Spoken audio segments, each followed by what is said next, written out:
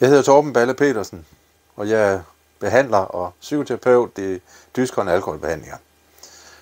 Jamen, velkommen til et helt nyt år. Masser af mennesker, de har jo for vane at lægge nogle nye planer, når vi skifter årstal.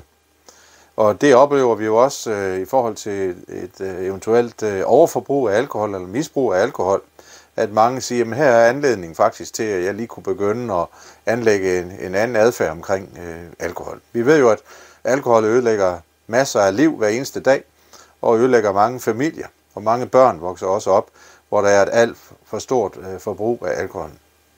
Så hvis du kender en, som måske har det her overforbrug eller misbrug af alkohol, så kunne sådan et årsskifte her måske jo være en ganske udmærket anledning til at prøve at overveje, skulle man hjælpe vedkommende til at begynde at kigge anderledes på det her, eller har man selv behov for at anlægge en anden adfærd.